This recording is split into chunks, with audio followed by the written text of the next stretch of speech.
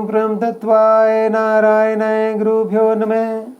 जो चाहा वो कभी पाया ही नहीं, और जो पाया वो कभी सोचा भी नहीं। जो सोचा वो कभी मिला ही नहीं, और जो मिला वो रास कभी आया ही नहीं। जो खोया वो याद तो आता है, और जो पाया वो संभाला जाता ही नहीं। क्यों? अजीब सी पहेली है ये जिंदगी, जिसको कोई सुलझा पाया ही नहीं। तो दोस्तों, क्या आप भी ऐसी ही जिंदगी में महसूस कर रहे हैं? और जब आप इस समस्या का कारण किसी ज्योतिषी से पूछते हैं, तो वे भी इन सब के लिए कहीं ना कहीं आपकी कुंडली में पितृऋण दोष बताते ही होंगे। और अगर वाकई आपकी कुंडली में भी पितृऋण दोष है, और पितृऋण से पैदा होने वाली समस्याएं और पितृऋण चुकाने का उपाय जानना चाहते हैं, तो आज का ये वीडियो आप लोगों के लिए है। दोस्तों नमस्कार, मैं आपका एस्ट्रो दोस्त राजकुमार करी, astrologer, recce healer and vastu consultant. आज आपके लिए आने वाली सोमवती अमावस्या और पितृपक्ष यानी कि श्राद्धों में अपने पितरों को प्रसन्न करने के लिए और पितृऋण मुक्ति के लिए एक बेहद ही खास, बेहद ही सरल और सहज यानी कि स्पेशल एंड यूनिक रेमेडी बताने जा रहा हूं दोस्तों इस वीडियो में। दोस्तों, आज मैं आपको बताऊंगा कि पितरों को प्रसन्न करने के लिए जो हम श्राद्ध करते हैं, उस श्राद्ध क्रिया का उद्देश्य क्या है और क्या इंपॉर्टेंस है ऐसे श्राद्ध कर्मों की। क्यों मरणोपरांत जीव का अपनी सद्गति के लिए आपके द्वारा किए गए श्राद्ध कर्म की जरूरत उस जीवात्मा को पड़ती है। कब कब और कौन से विशेष दिनों में श्राद्ध कर्म का फल विशेष प्रभावी होता है, और इस वर्ष 2022 को सोमवती अमावस्या कब है, श्राद्ध पक्ष कब आएंगे, और ऐसे मौकों पर आपको श्राद्ध कर्म का सबसे सरल रूप में कर्म करके पितरों को प्रसन्न करने का उपाय बता रहा हूं। तो दोस्तों, ऐसे ही इन्फॉर्मेटिव वीडियोस पाने के लिए बने रहिए मेरे चैनल के साथ। दोस्तों, वीडियो शुरू करने से पहले उन सभी दर्शकों से गुजारिश कि जो लोग मेरे इस चैनल पर नए हैं या जिन्होंने मेरे चैनल एस्ट्रो हिल्स को अभी तक सब्सक्राइब नहीं किया है, तो वे सभी व्यूअर्स मेरी ऐसी ही ढेर सारी इन्फॉर्मेटिव वीडियोस पाने के लिए मेरे चैनल एस्ट्रो हिल्स को सब्सक्राइब कर दें, साथ लगे बेल आइकन को भी दबा दें, ताकि उनको मेरी आने वाली हर एक नई वीडियो की नोटिफिकेशन आसानी से मिल सके।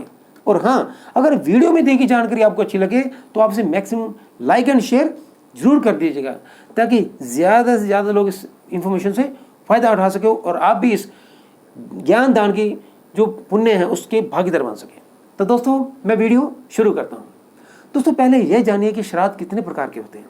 दोस्तों, गरुड़ पुराण शास्त्र के मुताबिक मरणोपरांत जीव की सद्गति के लिए हम मासिक, वार्षिक श्राद्ध, तीर्थ श्राद्ध या महालय श्राद्ध के कर्म करते हैं।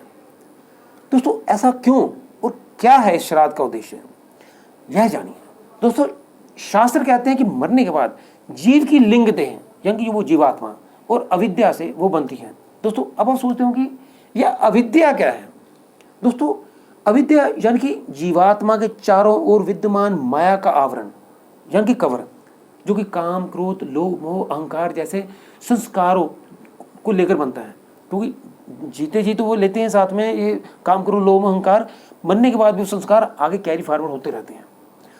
तो क्योंकि वो अभी जीवात्मा उस आवरण से बंधी रहती है, तो मरने के बाद अब सब जीवों को लिंग दे साधना तो करनी नहीं होती, ना वो कर पाती हैं। अब सिद्ध महापुरुष जो इस कैटेगरी में नहीं आते, कुछ पुण्य कर्म के लोग होते हैं या गुरु भक्ति प्रेमी जन होते हैं, जो गुरुजन होते हैं या गुरु प्रेमी जन होते हैं, उनकी आत्माएं इन चीज़ों से दूर होती हैं। वो एक्सेप्शन केसेस हैं। हम साधारण जन की बात करते हैं। तो जब जिन जीवों की लिंग दे साधना तो कर नहीं पाते, तो उन जीवात्माओं को आप श्राद्ध विधि द्वारा आप खुद अपनी बाह्य ऊर्जा के बल पर और उन्हें आगे जाने के लिए प्रोत्साहित करते हैं, तृप्त करते हैं, शांत करते हैं। उन जीवात्माओं को निम्न कोटि यानी कि नीचे के लोग, जो पताल लोग हैं, 7 लोग हैं, तल, भूतल, सूतल, पतलातल, रसातल, ऐसे 7 पताल हैं।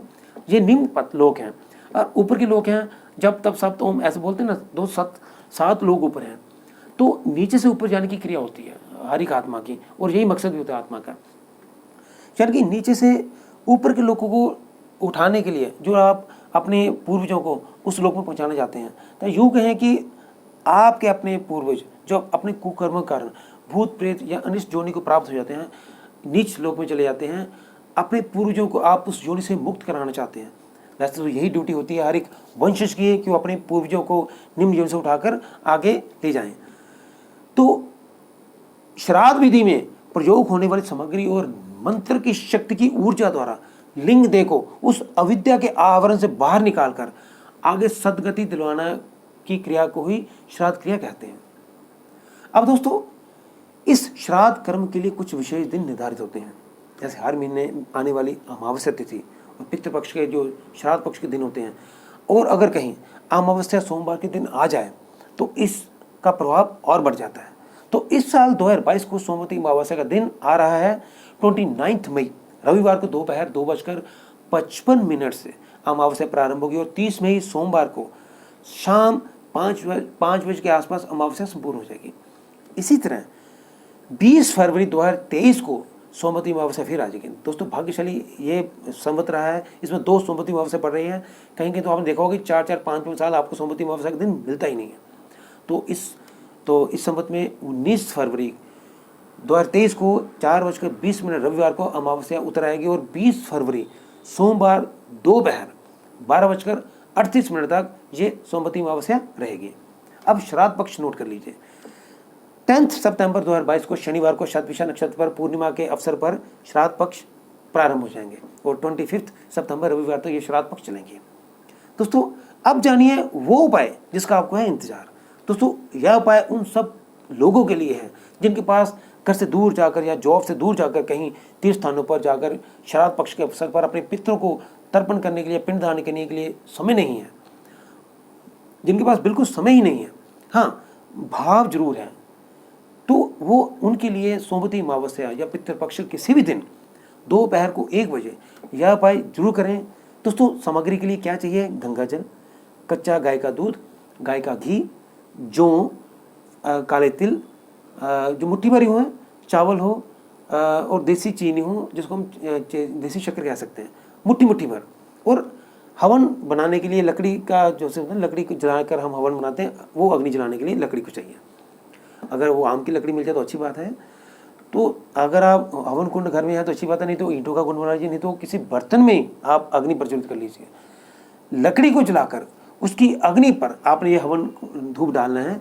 सबसे पहले आपने क्या करना है कि गंगा जल से आपने स्नान कर लेना है 3 बार कम से कम, दोपहर 1 बजे से पहले। फिर साफ सुथरे कपड़े पहनकर, अगर पॉसिबल हो तो सफ़ेद कपड़े जरूर पहने।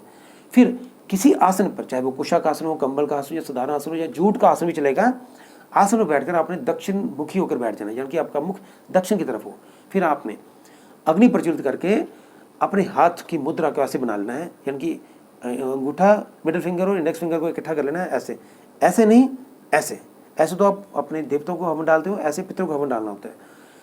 ऐसी मुद्रा में आपने वो हवन सामग्री जो मैंने वो बताई है, जिसमें तिल है, जौल है, शक्कर है, चावल है, ये सारी सामग्री आपने इकट्ठी करके मिक्स कर लेनी है, घी वगैरह डालकर।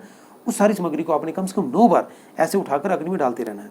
अगर ज़्यादा हो जाए तो अच्छी बात है, कम से कम 9 बार आपने इस मंत्र का उच्चारण करते हुए अग्नि में वो आहुति देनी जरूर है।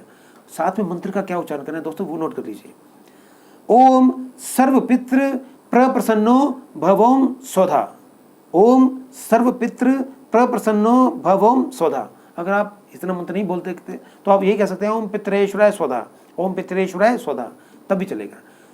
अग्नि में डालने के बाद सामग्री जब संपूर्ण हो जाए तो आपने फिर गंगा जल और दूध का छींटा उस अग्नि में छोड़ देना है, ऐसे 2-4 बूंदे।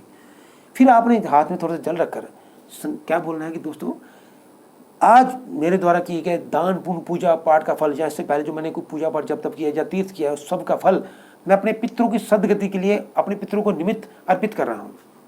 तो दोस्तों, आपके द्वारा इसी भाव से किया गया कृत्य आपके पितरों को पहुँचेगा, आपके पितर प्रसन्न जरूर होंगे। करके देखिएगा, ये आसान भी बहुत है और आपको अच्छा भी लगेगा और आपको फ़ायदा जरूर मिलेगा और आपके पितर आपको आशीर्वाद जरूर देंगे। अब तक लिए इतना ही। दोस्तों, आपको ये वीडियो में देखी जानकारी कैसी लगी मुझे कमेंट करके जरूर बताइएगा। और हाँ, अगर वीडियो अच्छा लगा हो तो इसे मैक्सिमम लाइक एंड शेयर जरूर कर दीजिएगा। तो जल्द मिलते हैं नए सब्जेक्ट पर, नए वीडियो के साथ। तब तक के लिए अलविदा, नमस्कार, अपना ध्यान रखिएगा।